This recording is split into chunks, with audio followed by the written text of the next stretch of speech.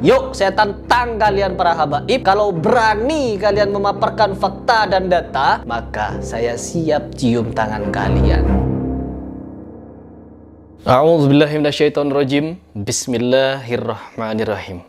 Teman-teman, di video ini saya ingin mereaction satu video yang sangat-sangat lucu dan sangat-sangat membagongkan dari golongan-golongan habaib. Pokoknya agenda kita kali ini berantas para habib-habib halu.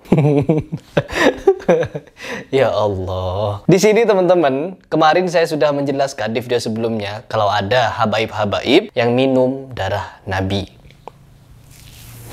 Saya jadi geli ya. Dan di sini bukan cuma habaib, tapi ada satu kiai yang melakukan ritual pencelupan darahnya Nabi Muhammad kepada botol aqua, kepada galon-galon air begitu. Pokoknya tujuannya pasti itu air akan Tapi di sini saya tidak mau membahas ke arah sana. Yang ingin saya bahas adalah video seperti ini. Minum darah Rasul sallallahu alaihi wasallam sebentar tadi.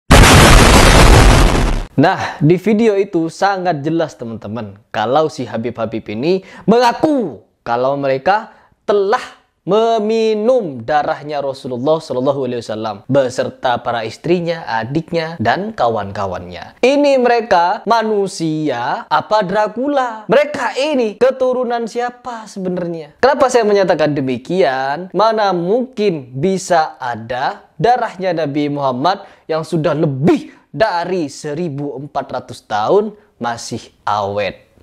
Nanti mereka akan bilang dijaga dengan karomah, dijaga dengan ini, jangan ini. Jangan kamu berpikir tentang itu. Orang saja bisa Ashabul Kahfi tidur 300 tahun. Bagaimana dengan darah? Gitu.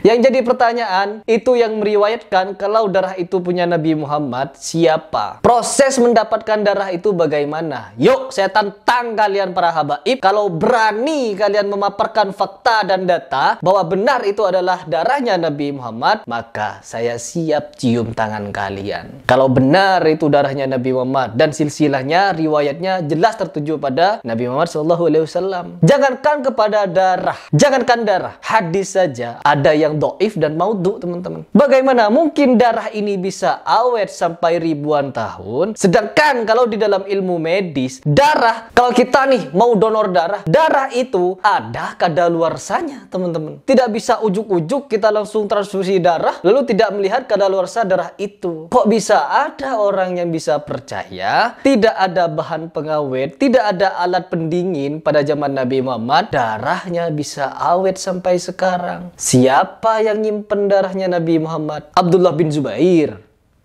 Tidak. Ya Allah. Tetapi di sini, apakah darah-darah itu masih disimpan sampai sekarang? Sedangkan kita tahu sendiri, kalau di dalam ilmu medis, darah itu tidak bisa bertahan lama. Oh, darah Nabi mulia, tidak akan mungkin bisa basi. Apa? Bukan masalah basi dan enggaknya. Rasulullah telah wafat. Bagaimana proses mendapatkan darah itu? Rasulullah menggores tangannya begitu, lalu dicucurkan darahnya, lalu disampaikan, ini darahku, simpen. Sampaikan kepada Habib-Habib di akhir zaman, tahun 2022 atau 2023 di Indonesia. Ya, dari Arab, darahnya nyampe ke Indonesia. Kenapa di Arab Saudi gak ada museum-museum darah, rambut? Dalam ilmu kedokteran atau ilmu medis, darah itu bisa disimpan di dalam lemari pendingin selama 42 hari, teman-teman. Sedangkan kalau plasma itu bisa dibekukan dalam suhu minus 27 derajat, itu hanya bisa bertahan selama 1 tahun. Lalu bagaimana mungkin di tanah Arab sana bisa mengawetkan darah beratus-ratus, beribu-ribu tahun sampai sekarang? Dan ini dipercayai oleh beberapa habib. Contohnya seperti ini nih. Dengan darah Nabi saja mereka percaya sampai deklarasi sudah meminum darahnya Nabi Muhammad. Dan ini Habib Syekh ya, nangis-nangis. Terharu dia mencium rambutnya Nabi Muhammad SAW. Katanya, saya juga tantang nih Habib Syekh untuk ngetes DNA-nya antum semua, Habib-Habib Alawi, masuk gak kepada rambut yang ada di situ? Kalau memang kalian meyakini itu adalah darahnya Nabi Muhammad, rambutnya Nabi Muhammad. pasti kalian tidak akan berani. Kalian di sini tidak perlu mengikuti perkataan Bahar bin Smith untuk membongkar makamnya Nabi Muhammad untuk tes DNA. Karena kalian tidak perlu membongkar itu semua. Sudah punya museumnya kalian. Darahnya ada, rambutnya ada, bajunya ada. Coba tes. Kan bisa tuh tes DNA melalui rambut. Tes DNA melalui darah. Darahnya Nabi ada. Kalian minum. Kalian dicelup-celupin ke air, ke aqua. Itu diapain kalau tidak? Disedekahkan. Doa nangis-nangis nih seperti ini nih. Ini kiai nih ya. Ini kiai meyakini kalau darah yang dia celup-celupin itu adalah darahnya Nabi Muhammad. Dan setelah dicelup-celupin sama orang yang bawa, sudah pakai kaos tangan, pakai kacamata, dia senyum-senyum. Paling di dalam hatinya kretek, umat ini bisa dibodoh-bodohi. Mungkin begitu. Cengengesan dia ya. Setelah si kiai nangis-nangis, nyelupin-nyelupin darah, ini orang yang bawa darah ini malah cengengesan. Habis itu doa mereka nangis-nangis. Allah. Apa maksud dan tujuan kalian? Apakah ketika kalian minum darah-darah itu, kalian merasa di atas awan gitu? Jadi, sekarang tidak perlu ribet-ribet bongkar makamnya Nabi Muhammad kalau hanya tes DNA. Kalian semua ini yang mengaku Ba'alawi, mengaku turunannya Al-Faqih Muqaddam, orang yang super-duper sakti, bisa terbang 70 kali ke arasnya Allah, pernah bertemu Allah, setelah itu tidak pernah lagi. Dan sebelumnya juga tidak pernah. Super sakti, Nabi Muhammad kalah telak. Dan ini patut kalian pertanggungjawabkan karena sejauh ini kami tidak pernah menemukan kitab-kitabnya Al-Faqih Muqaddam mengenai hukum fikih, tafsir Quran dan lain sebagainya. Yang ada apa? Hanya dongeng belaka. Dan ini dipercayai banyak di Indonesia yang akal pikirannya belum sehat dan masih nonaktif atau dinonaktifkan oleh para habaib ini. Saya tidak tahu, wallahu a'lam bishawab. Tetapi di sini teman-teman yang ingin saya ajak kepada kalian, mari tantang para habaib ini untuk tes DNA dengan darah yang mereka punya, yang katanya milik Rasulullah dan sudah mereka minum. Dan kalau darah itu ternyata nggak tahu sudah, kalau nggak terhadap rambut yang panjang itu, boleh itu dites DNA. Saya capek. Kalian sendiri yang bisa menilai. Darah bisa bertahan ribuan tahun tanpa pengawet, tanpa dibekukan, tanpa dimasukkan ke lemari es. Dulu ditempatkan ke wadah apa darahnya Nabi Muhammad? Sampai-sampai sekarang, bahkan tempatnya pun tidak ada pendinginnya, hanya ditaruh botol gitu. Yang percaya kalian sudah terlanjur dungu, didungui, dibikin dungu. Oke teman-teman, mungkin itu saja di video ini. Saya tidak punya banyak komentar. Yang ingin saya komentari adalah, mari tes DNA dengan darah-darah atau rambut itu.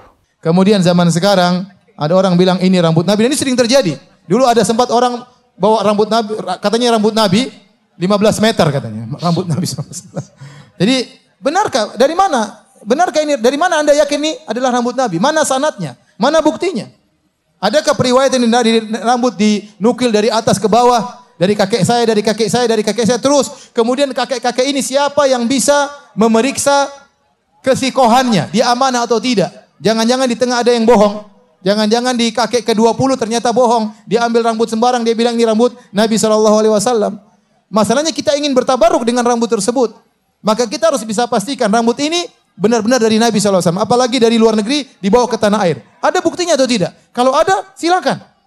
Silakan Anda mencium rambut tersebut. Itu rambut Rasulullah SAW. Ya. Tidak mengapa. Tetapi kalau tidak ada dalilnya, tidak ada buktinya, yakin bahwa ini rambut Nabi, maka tidak boleh. Hukum asal tidak boleh kita bertabaruk dengan benda-benda yang tidak jelas. Ya, karena itu termasuk syirik kecil. Tidak boleh. Oleh karenanya, seorang dalam hal ini dia harus hati-hati.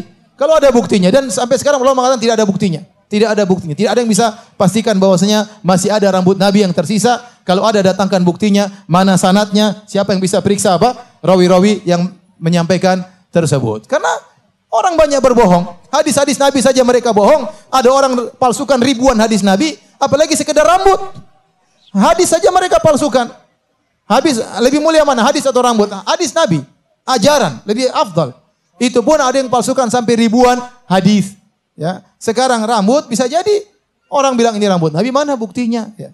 Mana buktinya Anda bisa pastikan bahwa ini rambut Nabi? Kalau ada, silakan Anda mengambil berkah dari rambut tersebut. Ya.